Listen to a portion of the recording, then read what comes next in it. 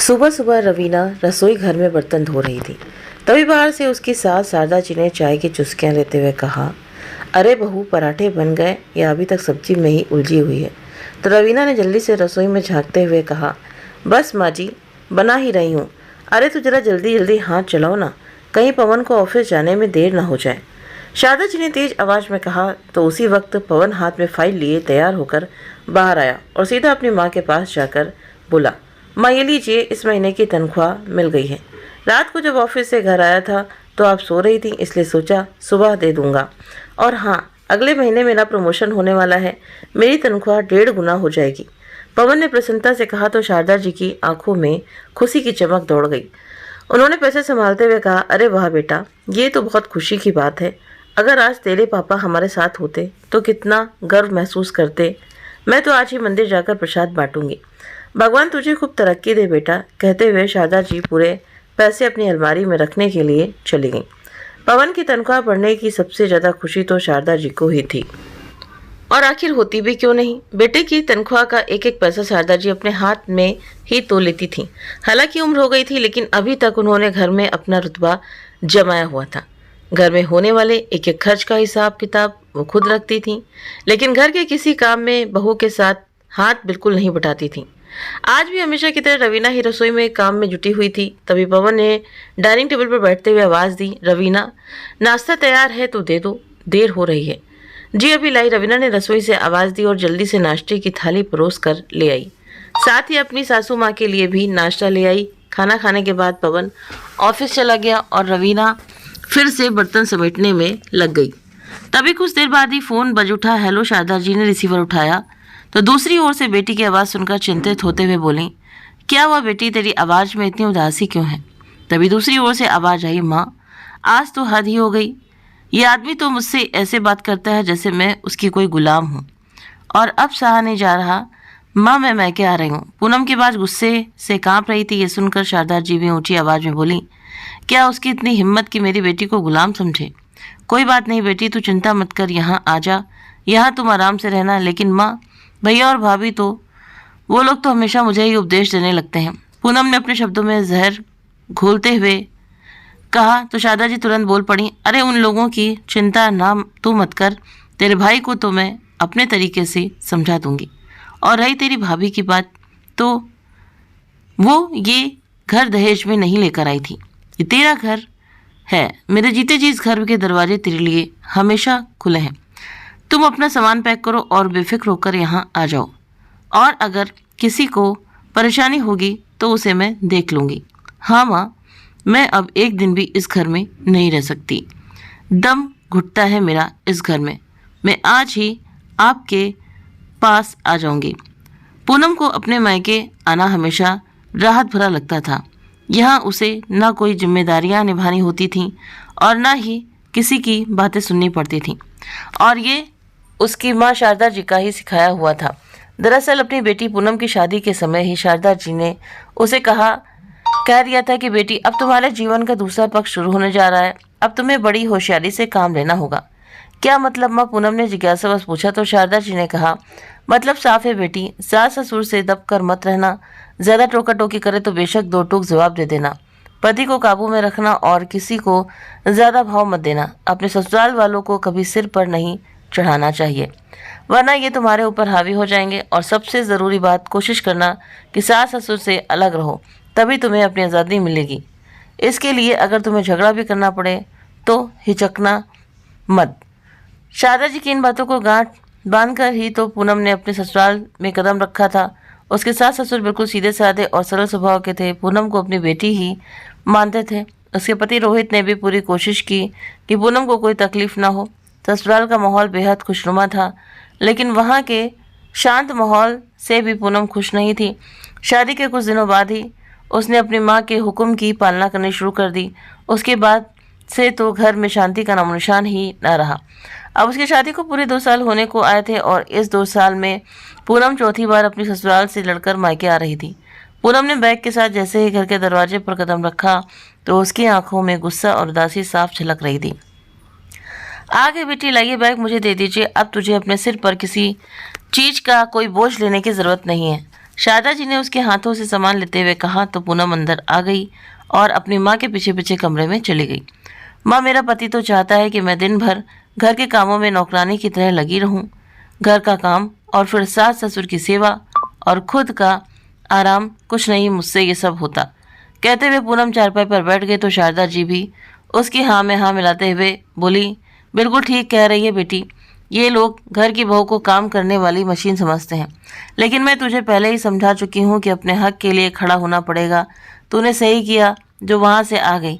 तुम किसी की गुलाम नहीं हो, वो तुझे समझ नहीं सकते तो उसके साथ रहने का क्या फ़ायदा। वो बातें कर ही रही थी कि तभी रवीना पानी लेकर कमरे में आई तो शारदा जी ने रवीना की ओर देखा और बोली, बहू, जब तक पूनम आराम कर रही है तब तक उसकी पसंद का खाना बना दे। बेचारी यह ससुराल के तनाव से दूर आराम से खाना खा पाएगी। तो रवीना ने हाँ में सिर हिलाया और रसोई में चली गई। दोपहर का खाना खाने के बाद पूनम और शारदा जी घंटे तक आराम कमरे में बैठी बातें करती रहीं। पूनम ने अपनी शिकायतें की और शारदा जी हर बार उसकी हाँ में हाँ मिलाती रहीं। इस दौरान रवीना ने भी थोड़ा आराम करने के लिए अपने कमरे का रुख किया।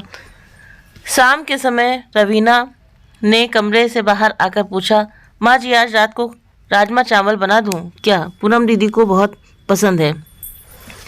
तो शारदा जी ने तुरंत टोकते हुए कहा, अरे तुम तो रहने दो बहू, दोपहर को भी तुमने इतना फीका और बेस्वाद खाना बनाया था कि पूनम को बिल्कुल पसंद नहीं आया।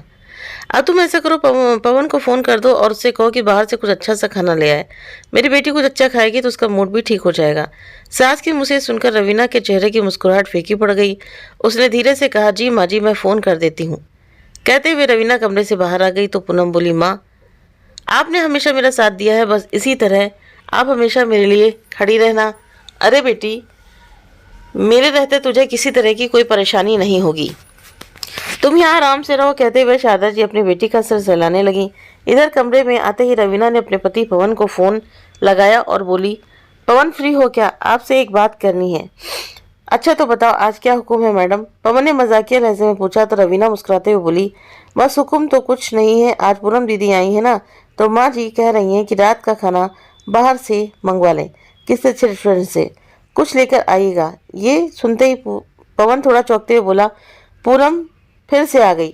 अरे पिछले हफ्ते ही तो 4-5 दिन रहकर गई थी, अब क्या हुआ? तो रवीना ने बात को संभालते हुए कहा, पता नहीं पवन, माँ जी कह रही थी कि वो परेशान है, शायद ससुराल में कुछ बात हो गई होगी। ये सुन पवन ने एक लंबी सांस ली और फिर गुस्से भरे लहजे में बोला, अरे यार, आखिर इस पूनम को दिक्कत क्या है ससुराल में रहने से? और मैंने कितनी बार कहा था माँ से कि उसे वहाँ अपना घर बसाने दो। हर छोटी छोटी बात पर उसे मायके बुला लेने से कोई हल नहीं निकलेगा, लेकिन माँ भी नहीं मानती। उन्हें तो हर बार यही लगता है कि बेटी को यहाँ रहकर आराम मिलेगा।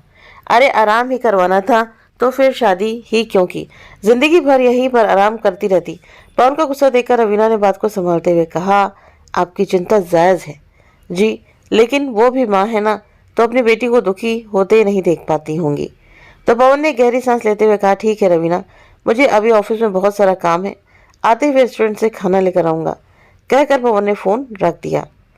रात के करीब 9 बजे पवन घर लौटा और रवीना को आवाज़ लगाते हुए बोला, ये लो रवीना, खाना ले आया हूँ, इसे रख दो। रवीना ने उसके हाथ से खाने के पैकेट लिए और रसोई की तरफ चली गई। तभी पवन ने पूनम की ओर देखा जो लिविंग रूम में सुकून से बैठकर टीवी देख रही थी।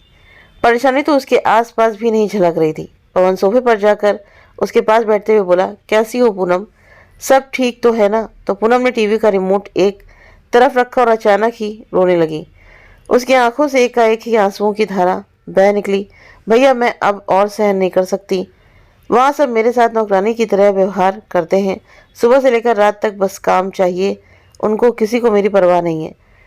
यहाँ तक कि मेरा पति रोहित भी मेरा साथ नहीं देता। पवन ने उसकी बात ध्यान से सुनी और शांत स्वर में बोला, कोई बात नहीं पूनम, हर समस्या का हल होता है, तुम कहो तो मैं रोहित जीजू से बात करता हूँ। पवन के इतना कहने की देर थी कि तभी शारदा जी वहाँ आ गई। उन्होंने अपनी बेटी के आंसू देखे और नाराज स्वर में बोली, कोई ज़रूरत नहीं है उनसे बात करने की, मुझे खूब समझ है ऐसे लोगों की। 4 दिन वहाँ नहीं जाएगी तो खुद ही हाथ जोड़कर उसे यहाँ लेने आ जाएंगे। माँ की बात सुनकर पवन ने गुस्सा जाहिर करते हुए कहा, माँ, ये तो कोई हल नहीं है। अगर पूनम हर बार यहाँ आकर बैठ जाएगी तो उसके रिश्ते कैसे सुलझ पाएंगे? ससुराल में थोड़ा एडजस्ट तो करना ही पड़ता है। भाई के मुंह से ये सुन पूनम ऊंची आवाज में बोली, मुझे कोई एडजस्टमेंट नहीं करना भैया, और ना ही कोई रिश्ता सुलझाना है। अगर वो लोग लेने भी आएंगे ना, तब भी मैं वहाँ नहीं जाऊँगी। मैंने सोच लिया है कि उस आदमी के साथ अब मैं और नहीं रह सकती। तभी शारदा जी ने पवन को घूरते हुए कहा, तुझे तो अपनी बहन की तकलीफ बिल्कुल भी नहीं दिखती, और ये मत भूल कि पूनम का मायका है, यहाँ आने का उसे पूरा हक है। माँ, मुझे उसकी तकलीफ दिखती है, लेकिन मुझे ये भी नजर आता है कि बार बार उसके आने से परेशानी और बढ़ती जा रही है। ऐसा करने से उसकी अपने ससुराल में इज्जत और जगह दोनों खत्म हो जाएगी। मैं खुद जाकर पूनम के ससुराल वालों से बात करता हूँ, कम से कम ये तो पता चले कि आखिर समस्या क्या है। पवन ने अपनी बात रखते हुए कहा तो शारदा जी उसे रोकते हुए बोली, तुझे कहीं जाने की जरूरत नहीं है। अगर पूनम को मायके में रहकर अच्छा महसूस होता है तो यही सही। पहले ही मेरी बेटी इतनी परेशानी में है, और ऊपर से तुम इस तरह की बातें करके उसे और ज़्यादा परेशान कर रहे हो। लेकिन माँ, पवन कुछ कहने ही जा रहा था कि शारदा जी ने उसे गुस्से से टोकते हुए कहा, बस अब इस बारे में कोई और बात नहीं होगी। चल बेटी, तू आकर खाना खा ले। कहते हुए शारदा जी पूनम को अपने कमरे में ले गई और पवन वहीं बैठा माँ बेटी को जाते हुए देखता रह गया। वो चाहकर भी कुछ नहीं कर पा रहा था। अगले दिन सुबह रवीना ने उठते ही कपड़े धोने को मशीन लगाई। घर के 2 दिन के कपड़े पहले ही जमा हो गए थे, इसीलिए उसने जल्दी जल्दी काम निपटाना शुरू किया। जैसे वो मशीन में कपड़े डालने लगी तो पूनम अपने कमरे से उठकर बाहर आई और आराम से अपने बाल बांधते हुए बोली, माँ, मेरे बैग में भी सारे कपड़े मैले पड़े हैं, हफ्ते भर से धोए नहीं थे। ये सुन शारदा जी जो पास में बैठी चाय की चुस्कियां ले रही थी, तुरंत उठी और बोली, कोई बात नहीं बेटी, मैं बहू को दे देती हूँ, वो धो देगी। उधर मशीन में कपड़े डाल रही रवीना ने सिर उठाकर पूनम की ओर देखा, लेकिन कुछ नहीं बोली। शारदा जी ने पूनम का बैग खाली किया और सारे कपड़े अपनी बहू रवीना के पास लाकर रखते हुए बोली, ये लो बहू, ये भी धो देना। पूनम के कपड़े हैं, घर की परेशानी में बेचारी अपने कपड़े भी नहीं धो पाई होगी। रवीना ने कपड़ों का ढेर देखा। एक तो पहले से ही मशीन में कपड़े भरे हुए हैं थे, और अब पूनम के बैग से निकले कपड़ों का ढेर और छोड़ दिया था। रवीना की आंखों में थकान सी लगने लगी, लेकिन उसने बिना कुछ कहे काम करना शुरू कर दिया। इधर पूनम आराम से सोफे पर बैठ गई और फोन पर सोशल मीडिया स्क्रॉल करने लगी। कुछ देर बाद रवीना किसी काम से अंदर गई तो शारदा जी ने कहा, बहू जल्दी करना, नाश्ता भी बनाना है। फिर पूनम की ओर देखते हुए बोली, बेटी नाश्ते में क्या खाओगी? तो पूनम फोन से नजर हटाए बिना ही बोली, माँ, आलू पूड़ी खाने का मन कर रहा है। तो ठीक है बहू, आज नाश्ते में आलू पूड़ी ही बना देना। शारदा जी ने हुक्म दिया तो रवीना जल्दी से नाश्ता बनाने की तैयारी करने लगी। उसकी आंखों में थकावट और चेहरे पर खामोशी साफ झलक रही थी। पवन तैयार होकर नाश्ते के लिए बाहर आया तो उसने देखा कि रवीना जल्दी जल्दी नाश्ता बनाने में लगी थी। बीच बीच में मशीन से कपड़े निकालने और डालने के लिए जाती और फिर आकर रसोई का काम संभालती। दूसरी ओर पूनम आराम से सोफे पर बैठी फ़ोन चला रही थी। कभी कभी हंसते हुए अपनी माँ से कुछ कहती और फिर से फ़ोन में व्यस्त हो जाती। शारदा जी भी नाश्ते की तैयारी के लिए रवीना को निर्देश देते हुए बोली, पूनम ने अपने पुराने किस्से साझा कर रही थी। पवन से ये सब देखा और अंदर से खिन महसूस करने लगा। उसने सोचा कि वो अपनी माँ और बहन को क्या कहे कि वो भी घर के काम में थोड़ा हाथ बढ़ाए, लेकिन फिर उसने खुद को रोक लिया कि कहीं बात का पतंगर न बन जाए। इसीलिए घर का माहौल ख़राब करने से अच्छा है चुप रहो। रवीना खुद समझदार है, वो सब संभाल लेगी। अब दिन ऐसे ही बीतने लगे। रवीना सुबह से लेकर शाम तक घर के छोटे बड़े काम में लगी रहती। कपड़े धोना, बर्तन साफ करना, रसोई संभालना, यही सब उसकी दिनचर्या रह गई थी। दूसरी ओर पूनम अक्सर टीवी देखती रहती या फिर फ़ोन पर व्यस्त रहती। कभी सहेलियों के साथ शॉपिंग पर निकल जाती तो कभी अपनी माँ के साथ बाजार की सैर करती। आज भी कुछ ऐसा ही हुआ। अरे पूनम बेटी, कहीं जा रही हो क्या? पूनम को तैयार होते देख शारदा जी ने पूछा तो पूनम बोली, हाँ माँ, मेरी सहेली रचना का फ़ोन आया था, आज मैं उसके साथ मॉल में शॉपिंग करने जा रही हूँ। बहुत दिनों से कुछ खरीदा नहीं तो सोचा आज अपने लिए कुछ अच्छी ड्रेसेस खरीद लूँ। हाँ बेटी, ये तो तूने ठीक, बाहर निकलेगी तो तेरा दिल भी बहल जाएगा। हाँ माँ, लेकिन मुझे 10,000 रुपये दे दो, अगर पैसे बचेंगे तो मैं लौटा दूंगी। पूनम ने बेफिक्री से कहा तो शारदा जी ने तुरंत अपना पर्स अलमारी से निकाला और 10 की जगह 15,000 रुपये उसके हाथ में थमाते हुए बोली, ये लो बेटी, 15,000 रुपये हैं, कहीं पैसे कम ना पड़ जाए, कुछ अच्छा सा देख लेना, अगर और पैसे चाहिए तो बता देना। तो 10 की जगह 15,000 रुपये देखकर पूनम मुस्कुराते हुए अपनी माँ को गले से लगा लिया और बोली, हमेशा मेरा ऐसे ही साथ देती रहना माँ। तो शारदा जी भी मुस्कुराने लगी। उधर रवीना रसोई घर में खड़ी सब देख रही थी कि शारदा जी ने बिना एक भी सवाल जवाब किए 10,000 की जगह 15,000 रुपये पूनम के हाथ में थमा दिए। तो रवीना की हैरानी का ठिकाना ना रहा। रोटियां बेलते हुए वो सोचने लगी, ये वही सासू माँ है जो कल मुझे सिर्फ 10,000 रुपये के लिए भी इतनी पूछताछ कर रही थी। जब रसोई का राशन खत्म हो गया था और मैंने पैसे मांगे थे, उस वक्त कितने सवाल किए थे, क्या खरीदना है, कितने का आएगा, इतनी जल्दी राशन कैसे खत्म हो गया, और अभी बेटी को बिना कुछ पूछे इतने रुपए निकाल कर दिए। रवीना ने सिर झटक कर खुद को काम में व्यस्त रखने की कोशिश करने लगी।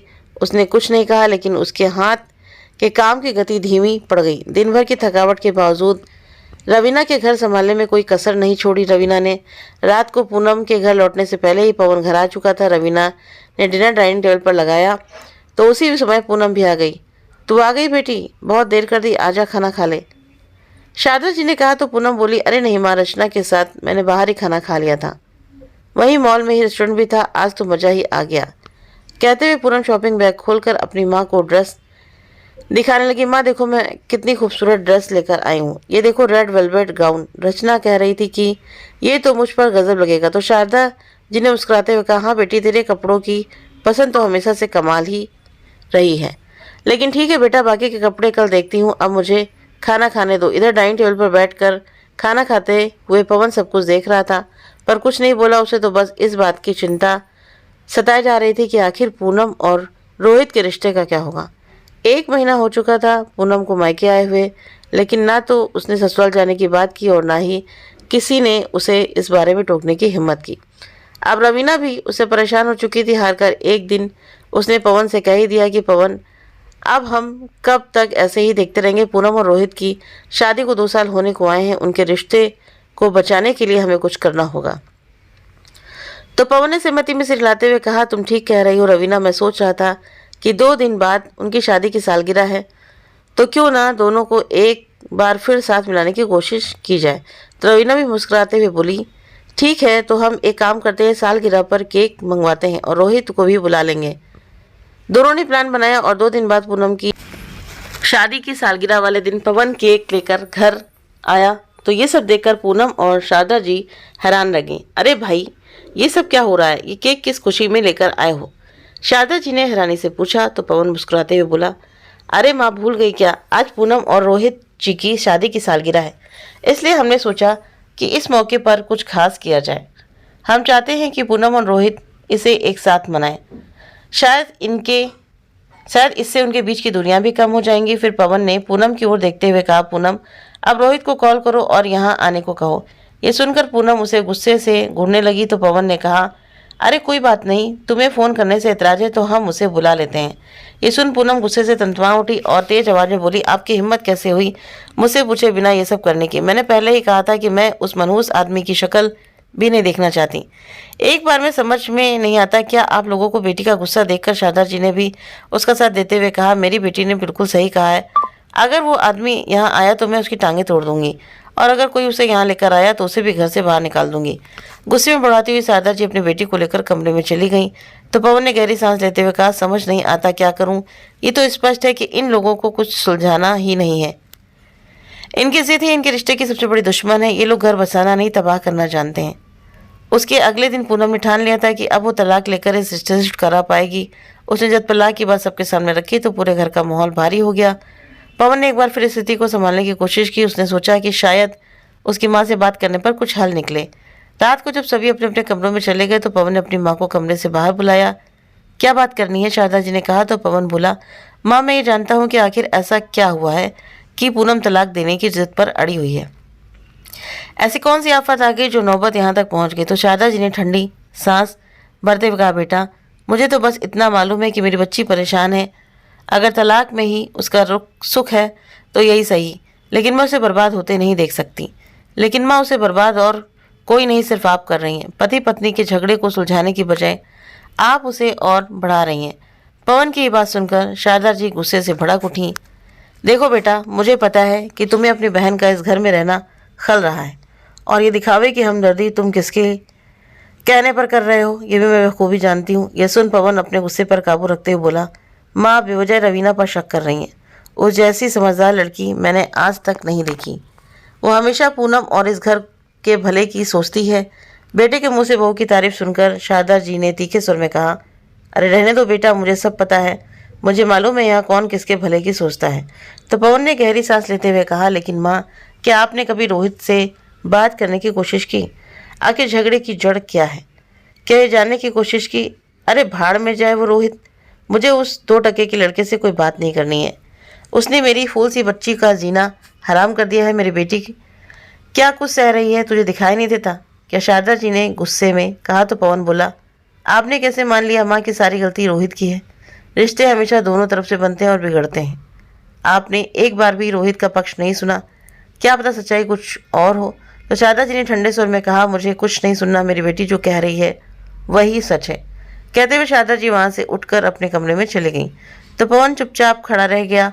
अगले दिन सुबह सुबह ही रवीना ने पवन से कहा, सुनिए जी, मेरे मामा के बेटे की शादी है, इसलिए मुझे कुछ कपड़े खरीदने हैं, कुछ पैसे चाहिए थे। तो पवन ने तुरंत कहा, ठीक है, अभी माँ से पैसे लेकर दे देता हूँ। नाश्ता करने के बाद वो अपनी माँ के पास गया। माँ, मुझे कुछ पैसे चाहिए थे, रवीना के मेरे भाई की शादी है, उसे कुछ कपड़े खरीदने हैं। तो शारदा जी ने अनमने ढंग से कहा, इस महीने ज़्यादा खर्च हो गया है बेटा, अभी पैसे नहीं हैं। ये सुनकर पवन हैरान रह गया। उसने कहा, माँ, हफ्ते भर पहले ही तो मैंने अपनी पूरी तनख्वाह तुम्हें लाकर दी थी, आखिर सारे पैसे कहाँ गए? तो शारदा जी ने बात को टालने की कोशिश करते हुए कहा, अरे बेटा, घर का खर्चा, पूनम के लिए कुछ सामान और बाकी के खर्चे, अभी क्या एक एक हिसाब देने लगूं तुझे? शारदा जी ने गुस्से में कहा। तो पवन बोला, माँ, मुझे साफ साफ बताइए पैसे कहाँ खर्च हुए हैं? तो शारदा जी ने नज़र चुराते हुए कहा, कुछ नहीं बेटा, पूनम को थोड़े बहुत पैसे दिए थे, उसकी भी तो अपनी ज़रूरतें होती हैं। और क्या हो गया अगर उसने कुछ शॉपिंग कर ली? उसकी ज़िंदगी में इतनी परेशानियां हैं, तो क्या मैं उसे खुश करने के लिए थोड़े पैसे भी नहीं दे सकती? तो पवन ने कहा, परेशानियां क्या पूनम के महंगे कपड़े और शॉपिंग करने से ख़त्म हो जाएंगी?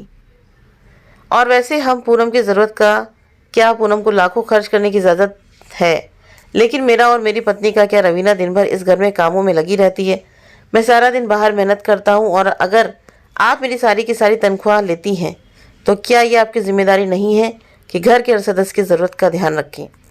तो ज़्यादा मत बोल, शारदा जी ने झुंझलाकर कहा।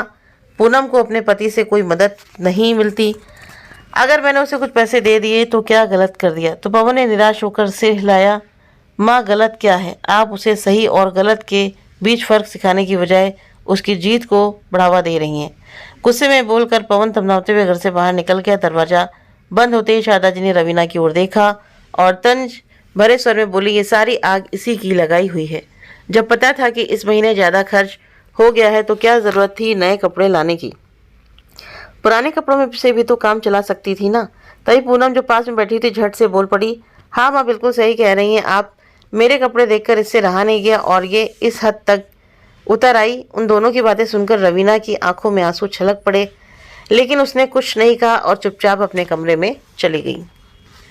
कुछ दिन ऐसे ही बीत गए, लेकिन दिन प्रतिदिन पूनम और रोहित के रिश्ते की कड़वाहट बढ़ती जा रही थी। शारदा जी पूनम के फैसले के साथ थी, लेकिन पवन और रवीना ने इस रिश्ते को बचाने की एक आखिरी कोशिश करने का निर्णय लिया। पवन ने रवीना से कहा, रवीना, मैं रोहित से मिलने जाऊंगा, शायद मुझसे बात करके वो पूनम को समझने की कोशिश करे। तुम भी पूनम से बात करो, हो सकता है कि वो भी कुछ समझ जाए। तो रवीना ने भी सहमति में सिर हिलाया। अगले दिन शारदा जी किसी काम से बाहर गई थी, तो पूनम को अकेले देखकर रवीना ने उससे बात करने की कोशिश की और उसके पास बैठते हुए बोली, पूनम, क्या मैं तुमसे एक बात कर सकती हूँ? तो पूनम ने टीवी बंद करते हुए कहा, हाँ बोलो। देखो पूनम, मैं तुमसे बड़ी हूँ, इसलिए एक बात तुम्हें कहना चाहती हूँ कि तलाक का रास्ता छोड़कर एक बार फिर से अपना घर बसाने की कोशिश करो। औरत की इज्जत उसके पति के साथ ही होती है। तो ये सुनते ही पूनम भड़क उठी, ऐसी इज्जत का क्या मैं अचार डालूंगी जो इंसान घर में काम वाली बाई तक नहीं लगा सकता, अपनी पत्नी की ख्वाहिशें भी पूरी नहीं कर सकता। नहीं रहना मुझे ऐसे 2 कौड़े के इंसान के साथ में। मैं यहाँ अपने घर में सुकून से रहना चाहती हूँ, मेरी खुशी इसी में है, लेकिन मुझे लगता है कि मेरा ये सुकून और खुशी तुम्हें खटक रहा है। रवीना कुछ कहती उससे पहले ही शारदा जी ने घर में प्रवेश किया। दरवाजे के बाहर से उन्होंने सारी बातें सुन ली थी। अंदर आते ही भड़क उठी, तू कौन होती है उसकी ज़िंदगी में दखल देने वाली? रवीना ने कहा, नहीं माँ जी, ऐसी बात नहीं है, मैं तो बस इन दोनों की सुलह करवाना चाहती थी। अच्छा, सुलह करवाना चाहती थी या उससे छुटकारा पाना चाहती थी? ये तो मुझे भी पता है, बड़ी आई सुलह कराने वाली। अच्छे भले मूड का सत्यानाश कर दिया। पूनम ने फिर से टीवी का रिमोट उठाते हुए कहा और टीवी ऑन कर दिया। रवीना कुछ नहीं बोली, चुपचाप रसोई में चली गई। तभी कुछ देर बाद पवन भी आ गया। आज उसके चेहरे पर बहुत गुस्सा दिखाई दे रहा था। वो सोफे पर बैठकर पूनम को कुछ कहने ही वाला था कि उससे पहले ही पूनम मुंह बनाते हुए बोली, माँ अगर भैया भी मुझे कोई उपदेश देने के लिए यहाँ बैठे हैं तो इनसे कह दो कि मैं कुछ सुनने के लिए के मूड में नहीं हूँ। पूनम की बात सुनकर पवन का गुस्सा सातवें आसमान पर चढ़ गया और ऊंची आवाज में बोला, मुझे जो कहना है वो मैं कह कर रहूँगा और तुम्हें सुनना पड़ेगा। तभी शारदा जी ने कहा, ये तुम किस तरीके से बात कर रहा है अपनी बहन के साथ? तो पवन ने कहा, माँ मैं सही कह रहा हूँ, आज मैं रोहित से मिलकर आया हूँ। मैं तो इस इंसान की शराफत है जो इस लड़की को ऐसी हरकतों के बावजूद भी इससे माफ़ी मांगने को तैयार है। अरे नहीं चाहिए मुझे किसी की माफ़ी। पूनम ने उसकी बात बीच में ही काटते हुए कहा। तो पवन बोला, हाँ तुम्हारी यही व्यवहार तुम्हें डुबोएगा। ये तो रोहित से बात करके मुझे पता चला कि तुमने उस घर के लोगों को कितना परेशान किया है। माँ तुम जानती नहीं हो अपने सास ससुर को कैसी कैसी बातें सुनाती थी। ये किसी के लिए खाना नहीं पकाती, यहाँ तक कि अपने पति के लिए भी नहीं, और ऊपर से हर रोज़ होटल के खाने की डिमांड करती है। अगर कोई समझाने की कोशिश करता है तो झगड़ा खड़ा कर देती है। अब तो इसने रोहित के सामने एक नई ख्वाहिश रख दी कि इसे अपने सास ससुर से अलग होना है। पवन ने बताया तो पूनम बेशर्मी भरे लहजे में बोली, हाँ तो मैंने कौन सा गलत कहा, और जो एक बार कह दिया तो कह दिया। अब मेरा फैसला बदलने वाला नहीं है, चाहे जो हो जाए। अब मैं ससुराल नहीं जाऊंगी। नहीं पूनम, अपने ससुराल तो तुम्हें जाना ही पड़ेगा और ये मेरा आखिरी फैसला है। अगर तुम नहीं जाओगी तो मैं तुम्हें ज़बरदस्ती छोड़कर आऊँगा। पवन ने कहा तो पूनम भी गुस्से से बोली, अच्छा मुझे बाहर निकालना तो दूर, अगर हिम्मत है तो हाथ भी लगाकर दिखाओ। तो पवन ने आगे बढ़ते हुए कहा, देख पूनम आराम से कह रहा हूँ, प्लीज़ मेरे साथ चलो। तभी शारदा जी डांटते हुए बोली, तू होता कौन है मेरी बेटी को इस घर से निकालने वाला? अगर इस घर से कोई जाएगा तो तू और तेरी वो चालबाज पत्नी, जिसके कहने पर तू ये सब कर रहा है। अभी के अभी निकल जाओ मेरे इस घर से, नालायक जोड़ू का गुलाम। पवन जो अब तक सब कुछ सहन करता आया था, अब उसकी सहन शक्ति जवाब दे चुकी थी। अगले दिन सुबह ही उसने किराए पर एक मकान ढूंढ लिया और अपनी पत्नी रवीना को लेकर वहां से चला गया। उसके जाते ही पूनम ने तलाक का नोटिस रोहित के घर भिजवा दिया और अगले 1 महीने में ही दोनों का तलाक हो गया। यहाँ से जाने के बाद पवन और रवीना तो आराम की ज़िंदगी जी रहे थे, लेकिन इधर शारदा जी और पूनम की मुश्किलें बढ़ने लगीं, क्योंकि पहले तो हर महीने पवन अपनी पूरी तनख्वाह माँ के हाथ में लाकर रखता था। अब पैसा कहाँ से आता? बचत के रुपए में जितने पैसे भी शारदा जी के पास रखे थे सब के सब खर्च हो चुके थे। राशन वाले का उधार भी इतना बढ़ चुका था कि उसने और उधार देने से साफ इनकार कर दिया। अब दोनों माँ बेटी इसकी चिंता में बैठी थी कि आगे गुजारा कैसे होगा, कि तभी घर की बत्ती गुल हो गई। बहुत देर से अंधेरे में बैठी पूनम ने कहा, माँ फ़ोन करके पता तो करो कितनी देर हो गई, बिजली अब तक आई क्यों नहीं? तो शारदा जी उदास भरे स्वर में बोली, फ़ोन किया था लेकिन बिजली का बिल नहीं भरा, इसीलिए बिजली कट गई। ये सुनकर तो पूनम ने अपना माथा पकड़ लिया। तो शारदा जी बोली, बेटी अगर ऐसा ही चलता रहा तो भूखे मरने की नौबत आ जाएगी। तू तो पढ़ी लिखी है, कहीं नौकरी कर लेती तो ठीक रहता। ये सुनते ही पूनम भड़क उठी, ये आप कैसी बातें कर रही हैं माँ? अगर काम ही करना होता तो मैं अपने ससुराल में ना रह जाती, और वैसे भी मुझे अब यहाँ रहना ही नहीं है। मैं वापस रोहित के पास जा रही हूँ। मैं जानती हूँ उसे वो फिर से मुझे अपना लेगा। कम से कम वहाँ मुझे अंधेरे में तो नहीं रहना पड़ता था, खाने को रोटी तो मिलती थी। यहाँ की तरह वहाँ दाने दाने को मोहताज तो नहीं थी मैं, और इतने बुरे भी नहीं थे मेरी सास ससुर की उनके साथ रहा ना जाए। इसीलिए अब आपका ये घर आपको ही मुबारक हो। कहते हुए पूनम अपना बैग पैक करने लगी। तो शारदा जी भी बेटी का ये रूप देखकर हैरान रह गईं। उसे यकीन नहीं हो रहा था कि जिस बेटी के लिए इतना सब कुछ किया, आज वही उसे अकेले छोड़कर जा रही। कुछ देर बाद ही पूनम अपना बैग लेकर घर से निकल गई, लेकिन जैसे ही अपने ससुराल पहुंची तो वहाँ का नज़ारा देखकर हैरान रह गई, क्योंकि वहाँ तो सभी नाच गाने में लगे हुए थे। रोहित की 1 दिन पहले ही शादी हो चुकी थी और आज उसकी दावत चल रही थी। ये सब देखकर पूनम की सांस ही अटक गई।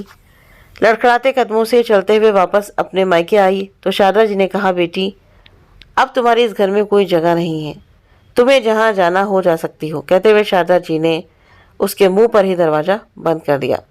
ये सब देखकर पूनम की आंखों से आंसुओं की धारा बहने लगी। अब उसे समझ नहीं आ रहा था कि आखिर जाए तो जाए कहाँ। सोचने लगी कि काश उस वक्त रोहित को तलाक ना दिया होता तो आज इस तरह सड़क पर नहीं आती। आज पूनम के पास पछतावे के सिवा कुछ नहीं बचा था। तो दोस्तों, अहम की आग रिश्तों को राख कर देती है, उसके बाद पछताने के अलावा और कोई रास्ता नहीं बचता। इसलिए पछतावे की आग में जलने से बेहतर है कि वक्त रहते रिश्तों की कदर कर ली जाए। तो दोस्तों, आप सभी को ये कहानी कैसी लगी तो प्लीज़ आप मुझे कमेंट करके ज़रूर बताएं। अगर आप सभी को कहानी अच्छी लगी हो तो प्लीज़ वीडियो को लाइक करें, शेयर करें और हमारे चैनल को सब्सक्राइब करना ना भूलें। मिलते हैं आप सभी से नेक्स्ट वीडियो में नई कहानी के साथ में। Thank you.